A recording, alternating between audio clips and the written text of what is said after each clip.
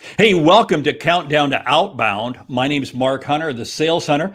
I've got my cup of coffee. I hope you have your cup of coffee.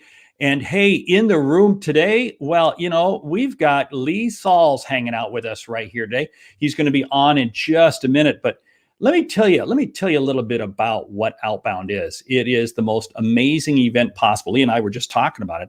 It's live in Atlanta, June 15th through the 18th, or you can get the virtual June 13th through the 18th. So, hey, we do hope you get it. But hey, enough about that. Let's get Jeb in the studio. So let's hit the video and Jeb, Lee will be with us in just a moment. Sorry, Lee, I apologize.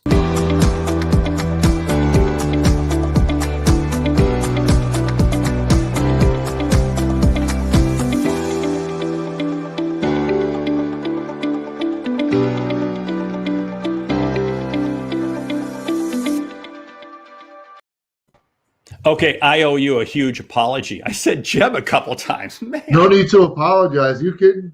Jeb's the man. Hey, you guys kind of look alike. So what can I say? I mean, there you go. So anyway, hey, welcome to Countdown to Outbound. And the question I got to ask you, because you've written the book, Sales Differentiation, and you've got a new book coming out. I do. And hey, what is it about selling different, especially right now? What does that mean to salespeople? What do they need to be doing? It's funny. We're in a virtual world today, but you know what? This is something that's been an issue long before the pandemic ever hit. Everyone thinks about differentiating the widget. How do I make it bigger, smaller, greener, bluer? But no one says, how do I create a buying experience so that people want to buy from me? And Mark, there's a fundamental question, and I ask this of salespeople and executives all the time. What is it that you can do different than the competition that your buyers will find meaningful? In every interaction, every touch point, ask yourself that question. What is it you can do different than the competition that your buyers will find meaningful? And it's not that hard, Mark. I'll tell you what, I'm not handy.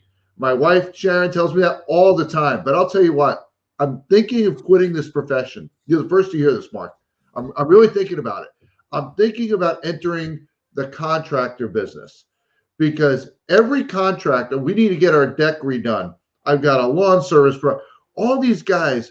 They don't do the little things. For example, the guy scheduled to come out 4 o'clock, half hour past the hour, no word of him, no sign. So I reach out to him and say, hey, do we need to reschedule?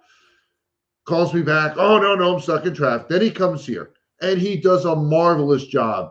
Great pictures and ideas. He's wonderful. And he says, I'll have designs for you tomorrow. Guess what, Mark? No designs. Another day goes by. No designs. I reach out to him. I said, maybe I misunderstood, but I thought you were going to have designs for me. Oh, I'm very, very busy, and I'm going to have them to you on Friday. Saturday, the latest. Guess what, Mark? What day is today? Today is Tuesday. I bet you don't have them. No designs. And so here's the thing. It's okay that he wasn't going to be able to meet that expectation, but communicate with me. Okay. Right? He had done such a great job. I mean, I was ready to write a check. We're talking 30, 40 grand to redo this deck. Now, out. The buying experience. You just hit on something there, because that really comes right back and affects the price he's going to get, because it affects your confidence. It immediately affects your confidence.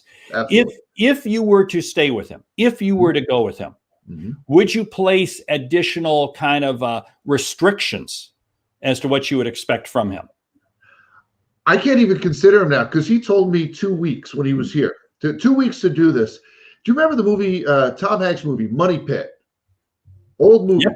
Every contractor kept coming in saying the same thing, 2 weeks, 2 weeks. And he said 2 weeks. And I even said it to him when he brought it up. I'm like, you sure about 2? Oh, we'll have it done in 2 weeks. And so this whole idea of selling different is, you set an expectation, you hit it. If you're not going to hit it, you communicate with them and say, hey, I apologize. I thought I was going to be able to have it done in this time frame, and I'll have it to you on this date, and you hit that date.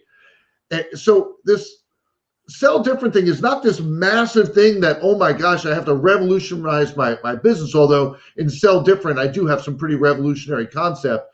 But there's the basics that we take for granted, which is, you show up not on time, you show up early. On time is late. And then you set an expectation, you meet it or exceed it. And if something is going to get in the way of you doing that, you communicate. Mark, it's not that hard. So I'm gonna quit this business and I'm gonna start a contracting business. I may not know anything about anything in that space, but I'll tell you what, I know how to meet expectations. I know how to communicate. So I'm gonna make a fortune. You want to join me? Hey, you know what? It sounds very intriguing. Now, let's back up here for just a second. Yeah. Everything you described about selling different is just doing what you're supposed to be doing. Which really, what percentage of salespeople do you find doing what you're supposed to be doing? Well, yeah. I mean, what this tells me is that the sales profession, now maybe it's not the sales profession, maybe it's just the contractors, fail to deliver on what they say they're going to do, which really, if you think about it, that's really what we're supposed to do. Yes. I'll give you another one, Mark. Now, this is one of the more advanced concepts. So imagine you just had a great discovery meeting. Doesn't matter what you're selling. Great discovery meeting. It was one of those meetings where you heard about their challenges and you can satisfy every one of them. You position your differentiators. They ate them up. You've got action items. They've got action items. And if you remember every minute of this thing like it was your favorite movie, like Caddyshack, Mark. Remember all of it. And here's the flaw. We think that the people we met with remember that meeting just as vividly as we do. It doesn't dawn on us that after our meeting, they had 8 other meetings, 125 emails, 17 voicemail messages, and each one of them layers on top of our meeting, making it a distant memory. So here's something that 99.999% of salespeople don't do. Do I have your attention? All right, here it is. The recap email. The recap email. The same day as your meeting, you're going to send this email that summarizes what you talked about. Here are the challenges they said that they had using their words. Here's how we can help. Here are my action items. Here are your action items. And here are our agreed upon next steps. So 5 components in that email. You send that out. You show genuine interest in your account. You stand out from all the other salespeople that they're talking with, and you keep the deal on track. I mean, Mark, how many times have you had a meeting with someone? They said, oh, I'm going to do this, I'm going to do that. Then you get to that next meeting, they go, oh, that's right. I said I was going to do those things. I'm sorry. So the sales cycle just keeps going. It's at the foundation of creating trust between the salesperson and the customer. And again, it's really so foundational, which really kind of, it comes back to a quote I love using: a 2-watt light bulb looks pretty good in a dark room. I mean, right? I mean, I hate to say, well, I mean, I've got my own contractor issue. We switched cable providers in the middle of winter. Yeah. Well, they came in, they laid the cable across the top of our backyard and the neighbor's backyard to get to the box. No big deal. It's fine. Snow's on the ground. Right. Our snow is melted, unlike yours in Minnesota, which is on the ground. I'm kidding. Back off. The last bit went away yesterday. Yeah, there you go. Yeah. So now you're in official breakup season. Oh no, that's what you get when you live in Alaska. That's a whole separate story. Anyway, so the whole ironic thing is we couldn't mow our lawns at all for like a month and a half because this cable was running across the yard. Sure. And I staked it out, called him. Okay. So we navigate the mowers around the cable so we don't destroy the cable and all that sort of stuff. It must have taken a dozen calls. Now, it's not the cable company. Oh, no. We don't bury the cable. We have a subcontractor that comes out to do it. But before the subcontractor comes out, there's another company that has to come out and mark for utilities and mark for gas lines and da-da-da-da-da. I mean, yeah, you talk about failing to deliver, which again comes back to the whole thing. Have we as customers lowered our expectations in terms of we know service is going to be lousy? I don't think so. Have you? I know I haven't. Well, that's good. I'm glad you haven't, because the reason I asked, well, it's a little bit of a trick question, because if you think about it, if you lower your expectations, then that's the way you'll treat customers. That's a very good point.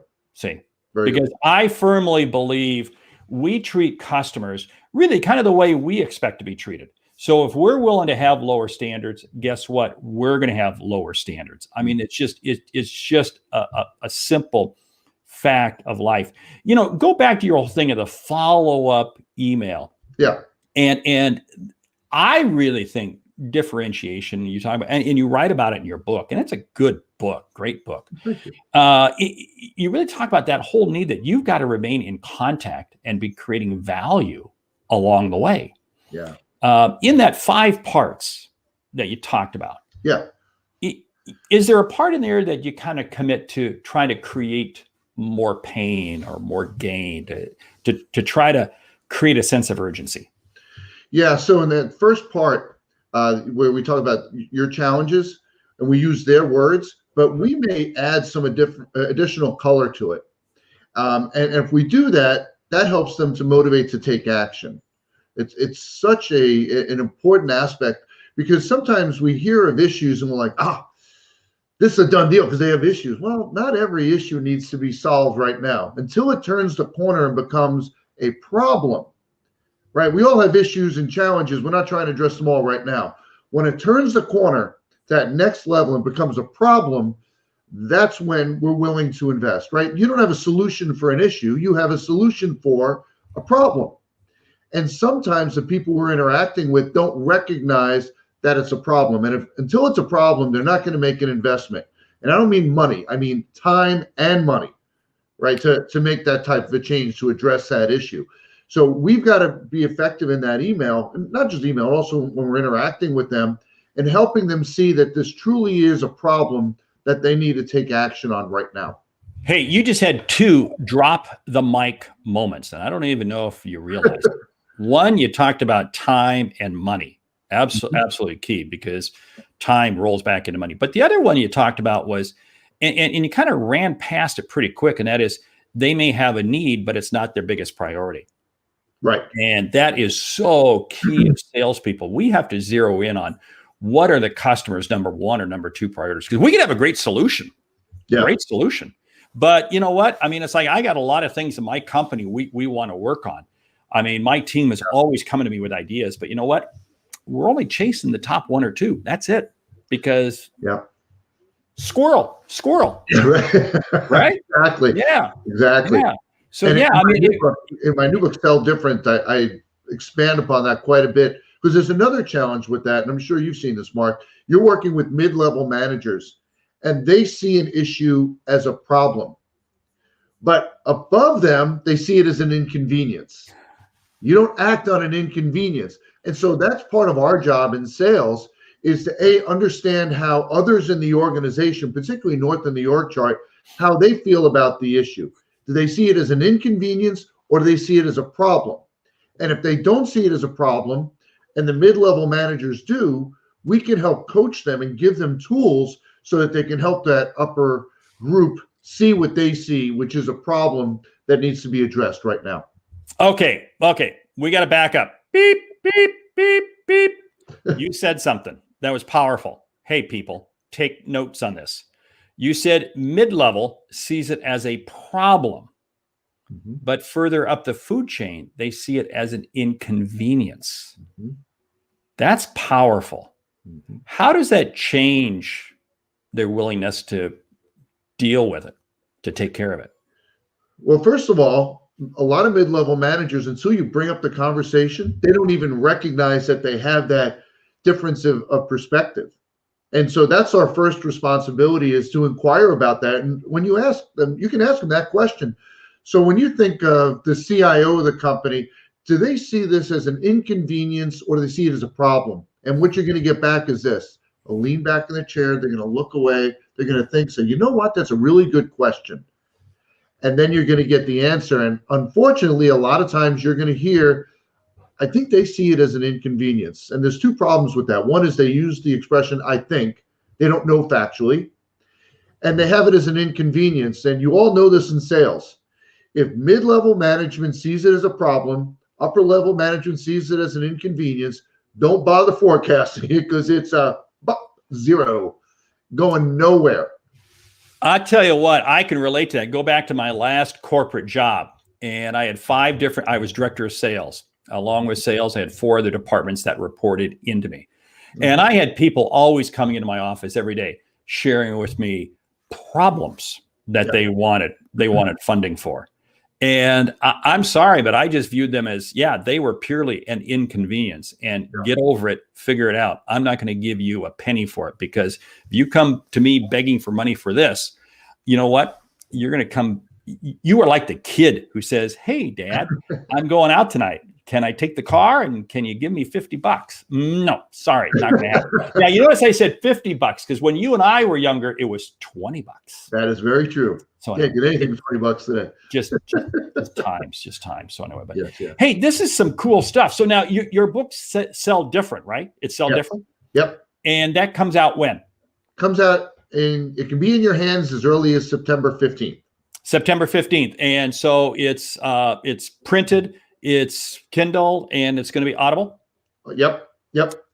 And all that's getting finalized over the next couple of months, but you can pre-order the book in all 3 of those formats on Amazon today. Okay. And it really is. So would you say it builds on sales differentiation, or no, it's a completely different spin? It's a component of sales differentiation strategy. So you could read Sell Different without reading Sales Differentiation and fully understand the 15 additional strategies in there, or vice versa. So you don't have to have read one to the other. Of course, you'll get the most impact if you've read them both. But Sell Different takes the strategies in sales differentiation and adds a whole new layer, which is differentiating the entire buying experience, pilot programs, referrals, all of those aspects, and giving you new strategies to help you win more deals at the prices you want. Now, Mark, I'll tell you a little secret. Just yesterday, I found out I got the trademark for win more deals at the prices you want. It's mine, baby. I love it. Hey, congratulations. So, okay, so where do you see the sales profession a year from now?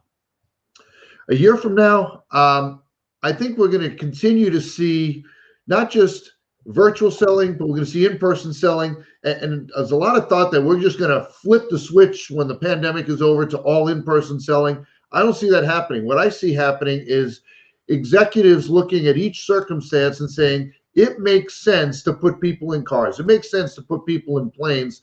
And in this case, it makes sense to just handle this virtually.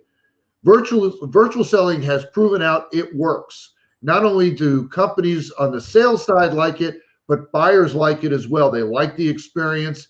And so therefore, it's not going away anytime soon.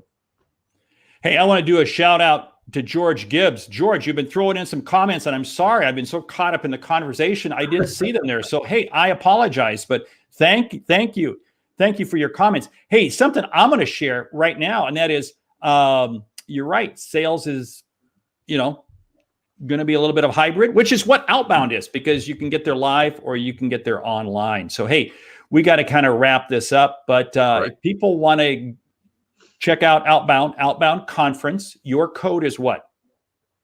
Lee 100. Lee 100. So put in Lee 100 and you'll save $100. If you don't like Lee, you can put in Mark 100 and save 100. But hey, I'll tell you what, it's live June 15th through the 18th, virtual June 13th through the 18th. And I know you said that you're taping a session here with Jeb in just about an hour. So that's good. Yeah. And I've been doing some stuff, and I tell you what, it is a major event. So, hey, we got to kind of wrap this up, but stick around for the after the show after we get rid of this little closing video. So, hey, my name is Mark Hunter. This has been Lee Salz, and you have been checking out Countdown to Outbound.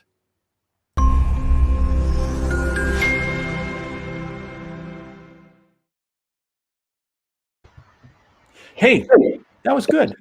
Oh, I enjoyed that. Thank you. Hey, kudos to you, man, because you got some powerlifting trophies. Yes, thank you. A couple months ago, right? Yeah, 6 weeks ago. I'm back in action. You are back, and after some serious injuries. I mean, to see you climb that mountain, that's pretty significant. So, yeah. Yes. And too. yeah, and kids playing baseball, right? Kids playing baseball, but now my younger one has an injury. Oh. So yeah. So you referenced earlier the weather here. Yeah. Yeah. So his first two starts on the mound, the actual temperatures were 30s, closer to 13. I can't even tell you what the wind chill is. I don't even want to think what that does to the elbow and the shoulder. Well, that's where I'm going, the elbow. So then his third start, it was a heat wave. I think it was 45 degrees. And in 14 innings, no, I'm sorry, let's see, 13 innings, he has 24 strikeouts. He's given up 5 hits. And he says, Dad, my arm doesn't feel right. And when he was in 8th grade, he had a pretty traumatic leg injury. He was playing basketball, and he got fouled from behind as he was going on a fast break, and he got what's called an avulsion fracture. Did you ever hear that? Yes. So instead of tearing the ACL ripped off a piece of bone. Yeah, not good. Not good. So that Saturday, a couple weeks ago, I sent in, and by the way, the surgeon that operated on him also took care of my tricep. I sent him an email Saturday night, and I said, hey, David's arm's barking a little bit. Can you see him on Monday? 5 minutes later, oh, I'm so sorry to hear that. Here's my assistant's number. Call her on Monday. See you anytime you want. What doctor does that today? You know, you talk about the experience. Yeah. Wow. And there's a guy that trained under Dr. Frank Jobe, the creator of Tommy John surgery. Wow. So, and he's still a pitcher himself, which is pretty neat. That's neat. Well, hey, hoping your son gets back on the mound because he's got a great future ahead of him. And it's great to see for you. So, hey, great catching up with you this morning. You too. Absolutely terrific. And looking forward to it. We didn't say, if you liked what you heard today, I'm going to be speaking at OutBound. Well, we apply that. We imply that. I know you're going to be speaking. And hey, and your website, of course, is what? Salesarchitects.com. Salesarchitects.com. But really, you can just Google Lee Salz, and man, he's all over the place. So, hey, my name is Mark Hunter, Sales Center. This is Lee Salz. Good guy. We're out of here. Take care.